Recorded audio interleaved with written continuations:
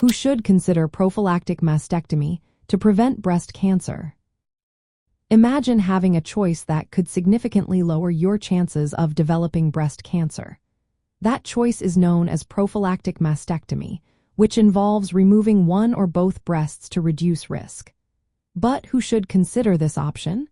It is mainly women at very high risk due to genetic factors or personal medical history. Women with certain genetic mutations face a much higher chance of developing breast cancer. The most common and well-studied are mutations in the BRCA1 and BRCA2 genes.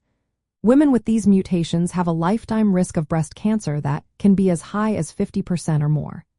Other genetic mutations linked to increased risk include TP53, PTN, CDH1, PALB2, and SDK11. For women with these mutations, removing the breasts can cut their risk by about 90 to 95%.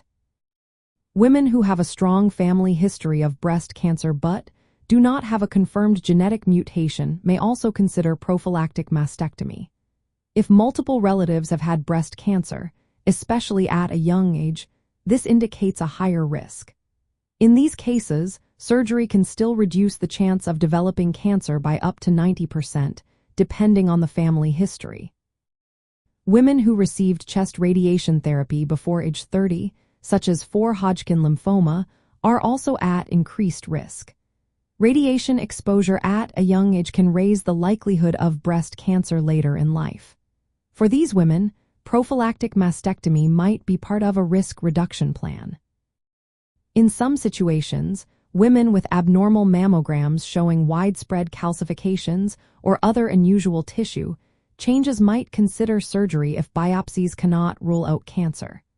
Removing the breast tissue can be a preventive step when the risk is deemed high. Another group includes women who have already been diagnosed with cancer in one breast.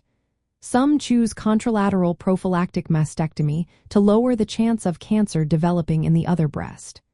This decision often depends on genetic risk, personal preference, and medical advice.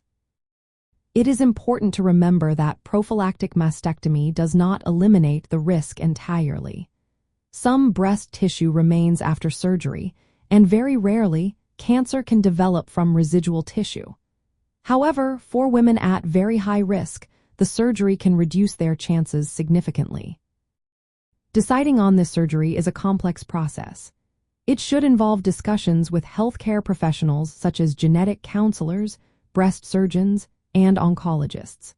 They can help weigh the benefits and risks, consider emotional and physical impacts, and explore other options like enhanced screening or medications that may lower risk. In summary, prophylactic mastectomy is generally recommended for women with high genetic risk, a strong family history, previous chest radiation, or certain breast abnormalities. It can also be an option for women with breast cancer who want to reduce the risk in the other breast. Every decision should be personalized, made with expert medical guidance, and based on individual circumstances. Always consult with healthcare providers to understand the best approach for your health.